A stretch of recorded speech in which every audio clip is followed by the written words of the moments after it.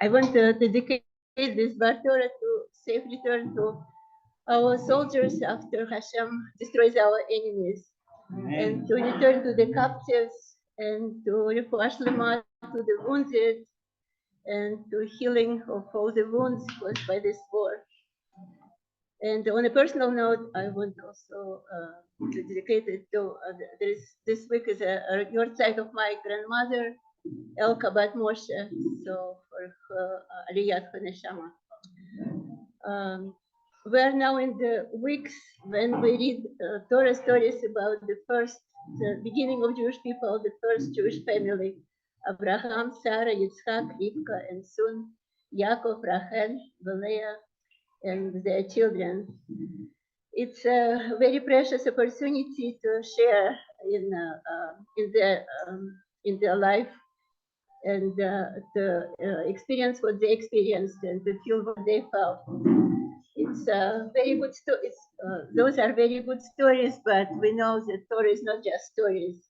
Our sages say that Maaseh Avot Siman Lebanim, what our forefathers experienced is something that we experience too. And we learn a lot from them how to serve Hashem. But what stands out for me most this year, especially, is that their life was not completely defined by the rule of the natural physical world, but by reality above nature. The birth of Yitzchak was a miracle. According to the nature, Abraham and Sarah could not have a child. They were already old. Abraham was 99 and Sarah was almost 90. And also to start with, they were both barren, as Rashi and other commentators tell us. So naturally, they wouldn't have been able to have a child. But Hashem makes a miracle. First, he changes their names. First, Abraham was called Abram, and Sarah was called Sarai.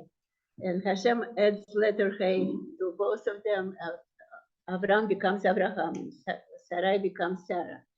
And I heard very interesting explanation from Rabbi Kalazan, Kalazan, why their names were changed. The name of a person reflects his nature, and the name Avram has the word Av in it, which means father or a leader.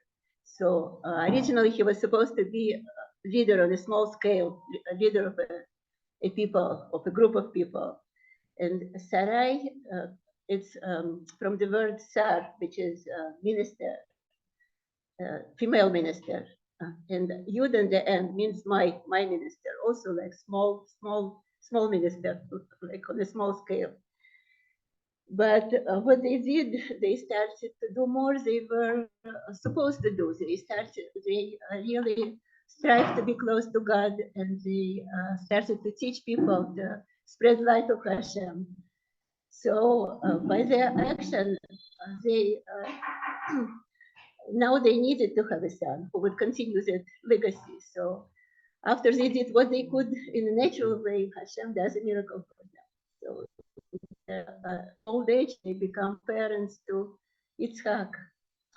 And Yitzchak is a miracle child. So from the very beginning of Jewish people who came from Yitzchak, it's like supernatural event, the Jewish people coming in existence. Supernatural people coming from supernatural events.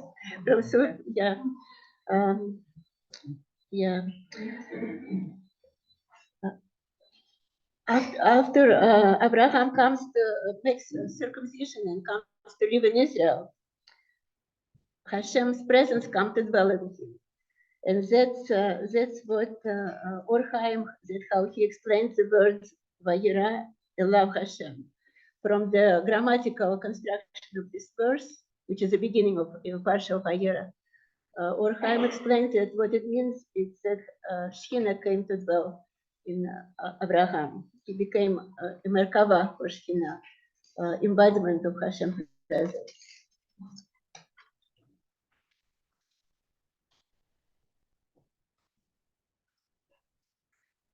And it also was true for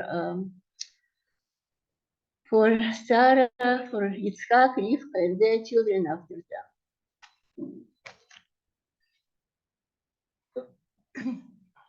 We know that Medrash tells us that angels were regular visitors in Abraham and Sarah's house. Abraham, Sarah, Yitzhak, Rivka, they could perceive things that other people could not see. In Parasha Vayera, Midrash is telling us that when Abraham ran after the calf, the calf brought him to Marat HaMachpelah, and Abraham could see the light there, and he could smell the smell of Gan Eden.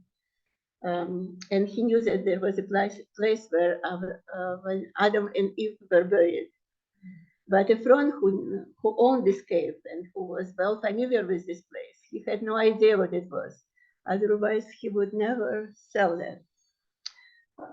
And later, when Abraham and Isaac go to the place of Akedah, they can see place which is Jerusalem from a distance, and they know that it's a place they are supposed to go. But the people who accompanied them, they could not see anything special, anything different in it.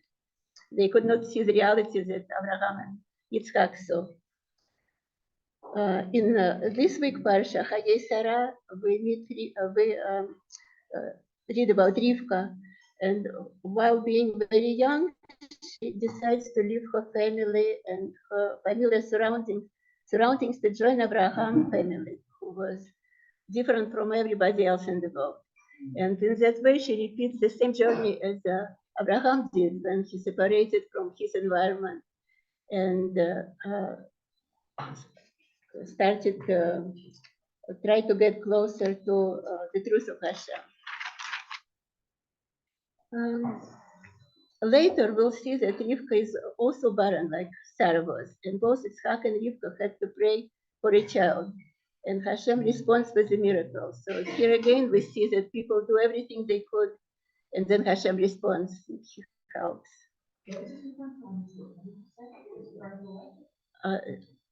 I'm saying that people do everything they could, and then Hashem, and they cry out to Hashem, and Hashem responds. And similarly, all history of Jewish people is accompanied by miracles. As we know, the story of Exodus, it's all miracles. And fast forward to modern history, the history of Jewish people continues to be a miracle, because most of our experience was in Galut. It's a small people who was persecuted, but nevertheless, it survived, which is like miraculous, totally miraculous. And not just survived, but the Torah has been preserved in all its richness, and it's still available to us the way it was originally. And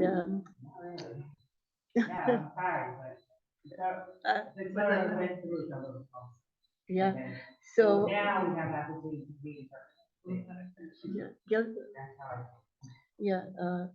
after returning to the land, Jewish people fought several wars against very strong and numerous enemies, and every time it won, and every time we won, which can only explained by help from Hashem. And similarly, the outcome of this war will be determined not just by physical confrontation, but by causes above nature. And there are like good reasons to hope that it will be good, because we see like a new phenomena when many soldiers becoming religious in great numbers. And this is very new. It wasn't like that before. And there is a newly found unity of Jewish people. And that's exactly what Hashem wants from us. And this is likely to bring victory much more than all what the generals decide, or politicians, or governments. Right. Or American friends, so-called.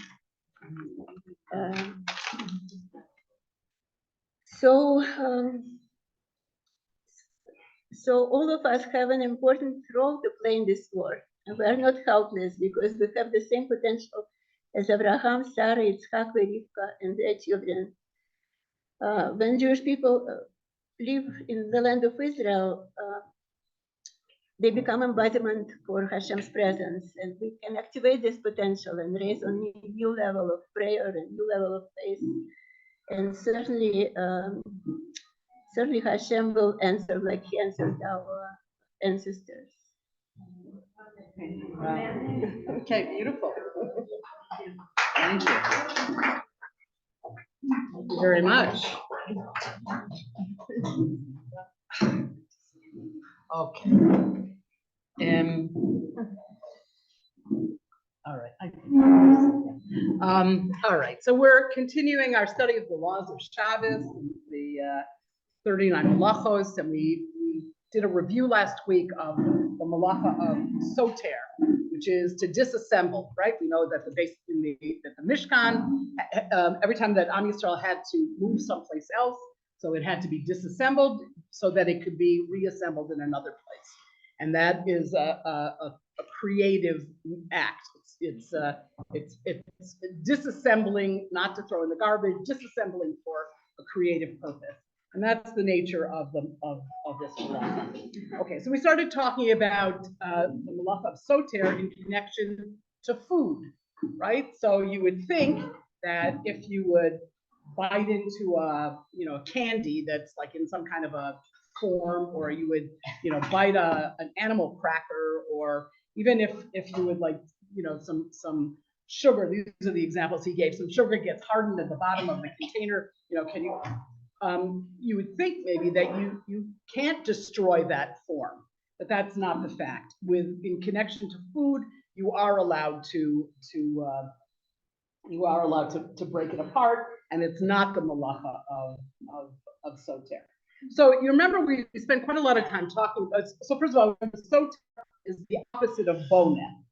Anything that is subject to the laws, to the malacha of boneh, building, is subject to soter, to deconstructing, except for food. So we spent a lot of time talking about how, or I spent a lot of time thinking about how cheese is made, right? And you make, you take the curd and you take rennet, and you take this, and you take that, and you press it into a mold, and the individual pieces, the little curds, and all becomes one solid rubbery mass. Okay, and and because you're connecting all these pieces, so that is the malacha of boneh. So what about taking it apart? Like if you start slicing off pieces, you're taking it apart. Wouldn't that be? Well, it's not, because think of like a cake, right? You put in the eggs and you put in the flour and you put in the sugar and you mix it all up and you cook it, and there's no eggs. When you cut, the eggs are gone, the flour is gone, everything is gone.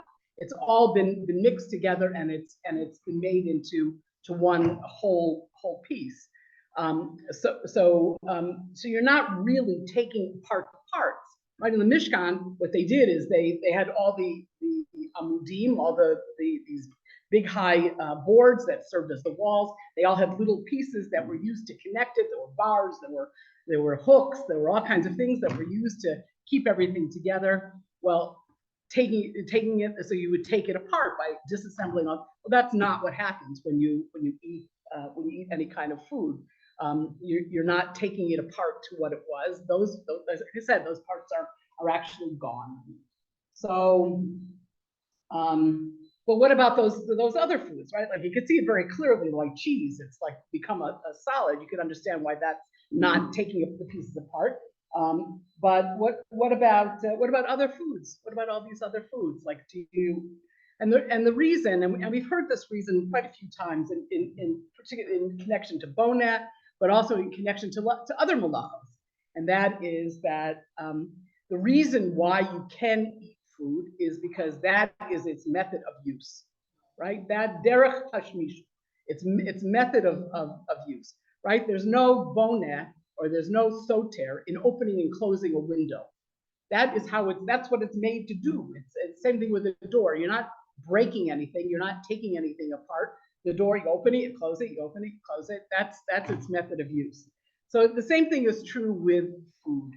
Its method of use is to eat it, right? and a matter of fact, if yeah, please.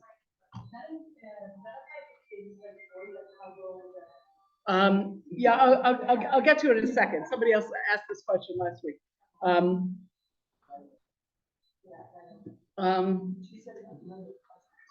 Lego and puzzles.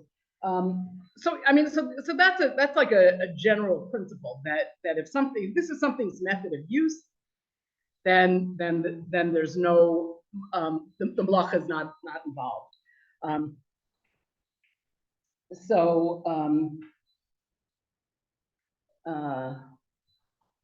Yeah, so that's what you do with it. You eat it. If the method of use of making food, right, is not necessarily to put it into a mold, right, to decorate it and to make it look, all fancy. That's not its method of use. The method of use of food is to eat it. So you make food in order to eat it. So that's why it is a malacha to do certain things, to shape food into certain forms. I don't know why I always look at you when I talk about this, Dina. I don't know. Just making food, Dina making food. I don't know what it is. this whole table, the food makers. Thank you all. Okay, but when you take it apart, so basically all you're doing is eating it. Okay, the same thing applies to Lego. The same thing applies to kids' puzzles. If this is its method of use, it was created for the purpose of assembling and disassembling. It was created for its method of use is to put it together. Like a Lego kit or right. a toy kit where you put slot B into board A. Right. That would be either it probably. But it's random blocks and right, because the nature of like Lego is it's supposed to be temporary, right? So technically, you couldn't build a Lego thing. You have to build a Lego thing and right. That's right. Yeah, those. But there's various opinions. There are various opinions. That's right. Of course, there are various opinions. Like there are people who say like we should discourage older children. Adults probably could not play Lego. Sorry. But the thing is Lego sports on right. Many. Right. Is that also is the malacha of boneh, and depending on how it's done, like if it with a pole in the middle, kind of a teepee, you could do it. If it's sitting on like 4 partitions, if it's sitting on the couch, the chairs, chairs around, turning them upside down, yeah. doing stuff with the sofa and taking the sofa apart. You just say, kid, come here, let me give you a Lego. Okay. Lizzie, please.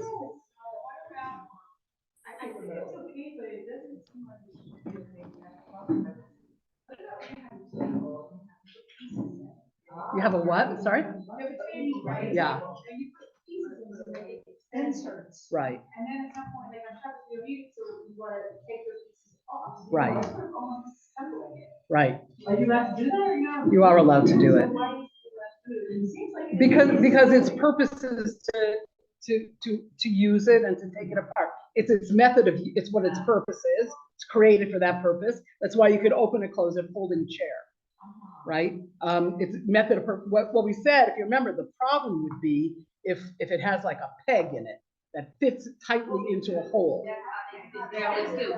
They don't always. I have one that does not. I have one that. Yeah. Okay. So if it's right, if it's tight, then you should like drill it and enlarge it so it's not tight. So that would be a problem. But taking it apart would be.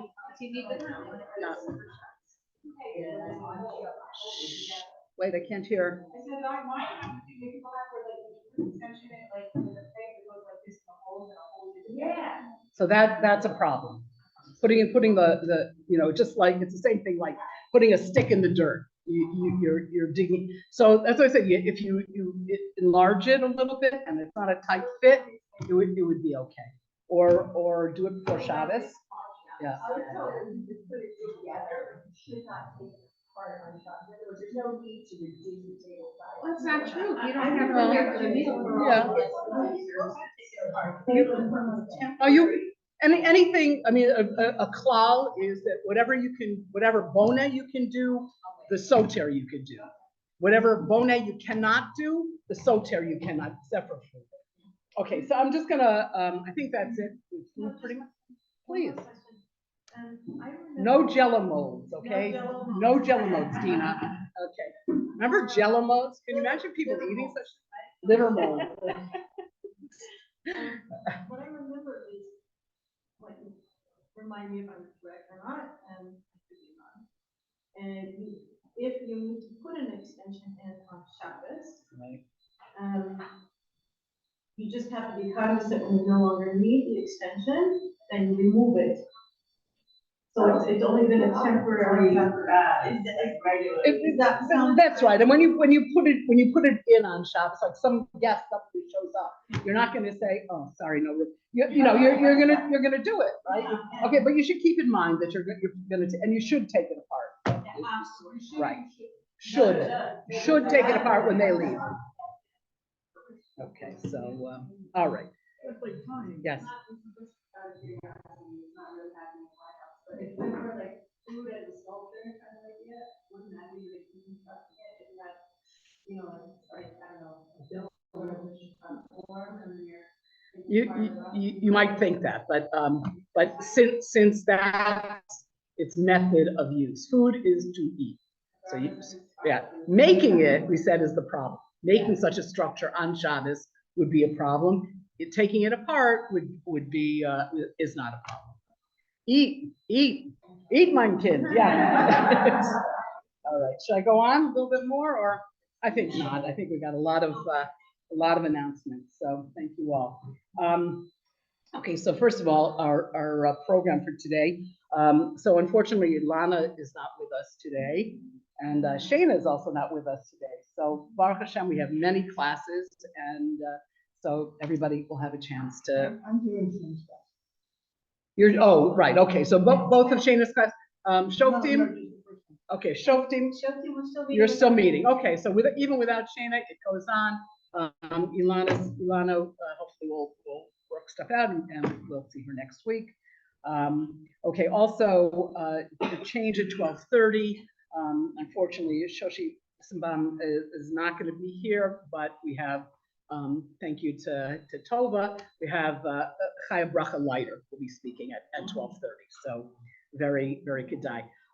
Just also, we're doing, again, we'll be doing Tehillim at 12 o'clock. We have, the Mechulak, different sections. So everybody just, if you take a piece, especially fast readers, we'll get through the whole thing.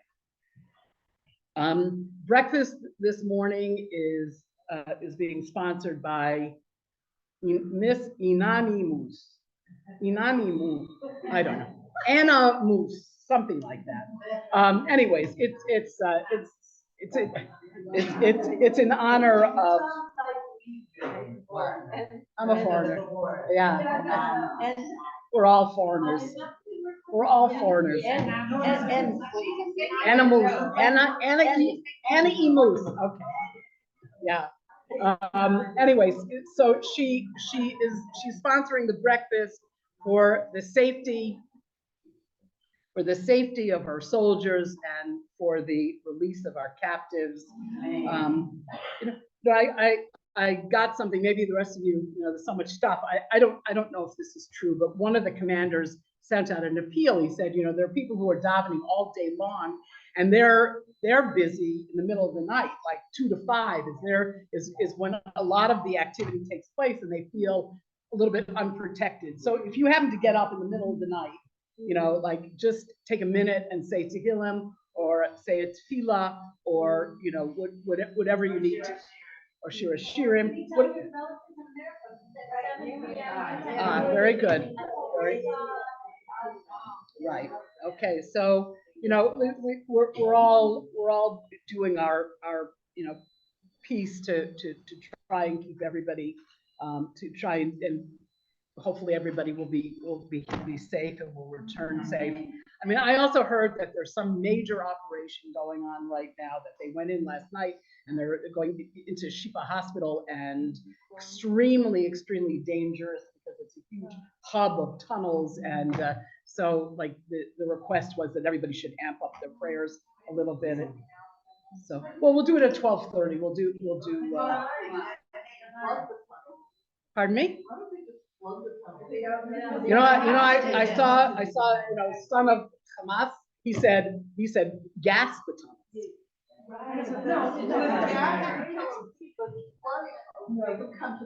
Maybe.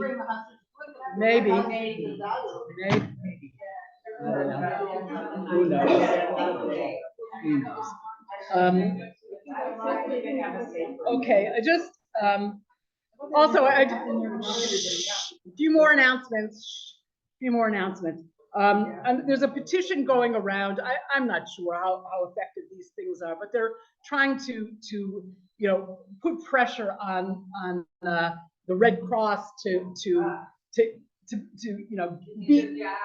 do their job, right? To be in touch, to try and find the hostages. And from what I heard, the Hamas is not letting them. But okay, but there should be as much pressure on them to try and make an effort to find to see the hostages and try to do whatever they can to make them more comfortable, and we know that the whole thing breaks your heart.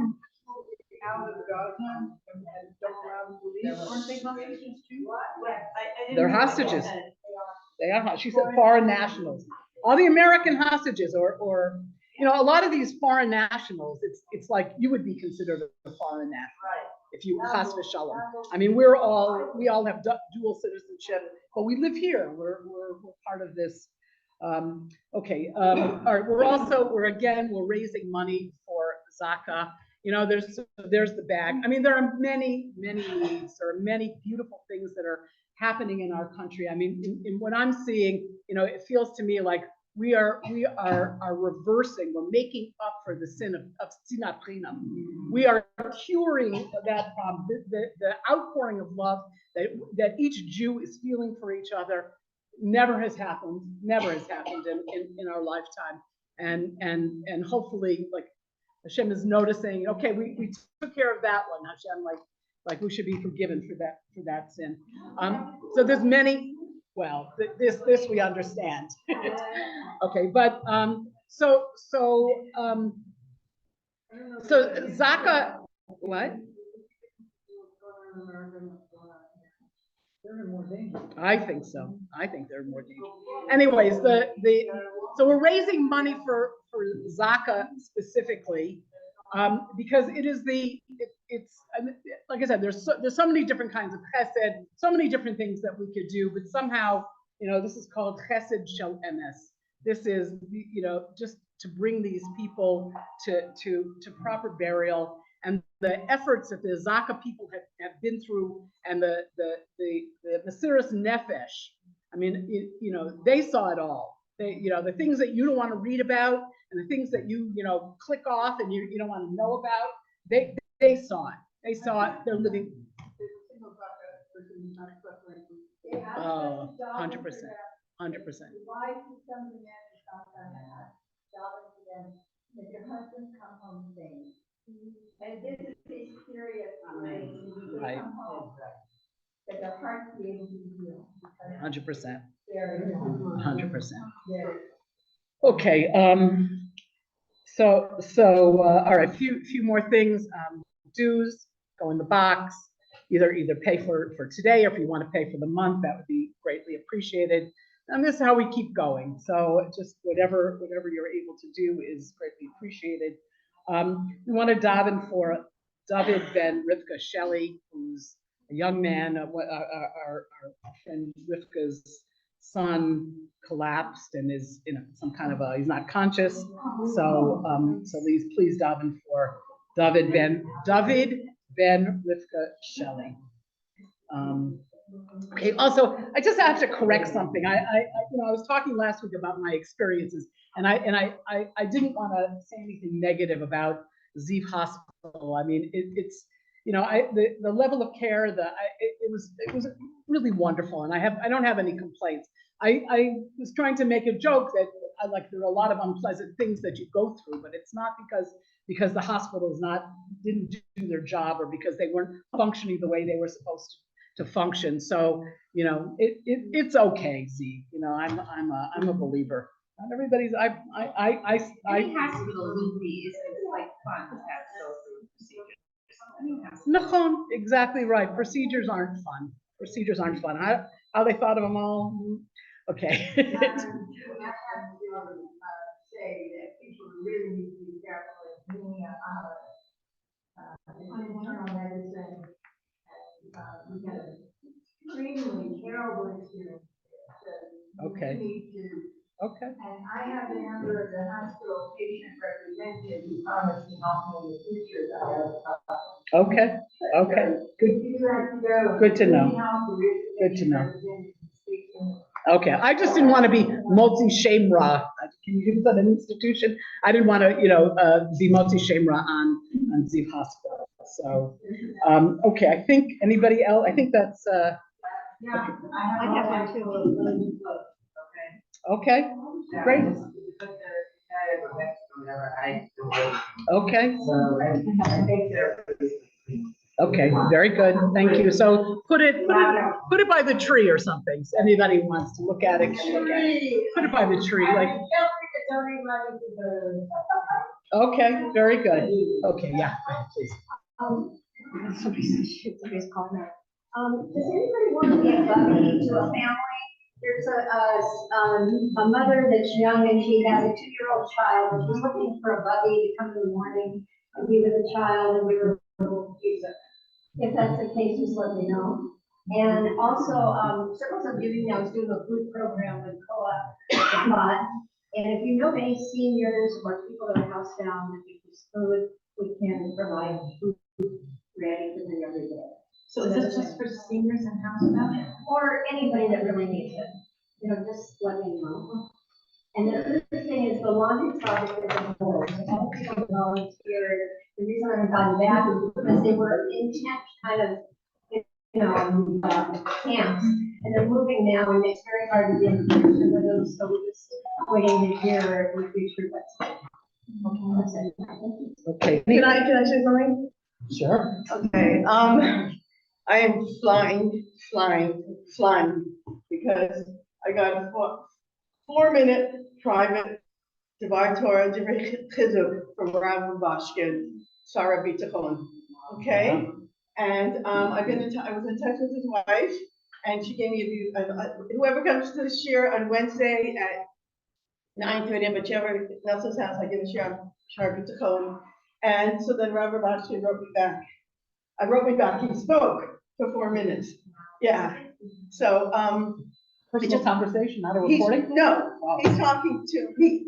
And anyone who's ever had a Rebbe knows what a thrill that is, because there's nothing else that can help me in this situation. No therapist, not even good friends, but I needed this so badly. I just want to tell you 2 points that he said. One thing that he said is that Rabbeinu Yonah, when he cites the chiyuv, the obligation of bitachon, to trust in Hashem, the pasuk he uses when you go out to war. So here we are. If anyone's having a hard time with bitachon, it's like, oh, this is what Hashem meant when he talked about bitachon. This is it.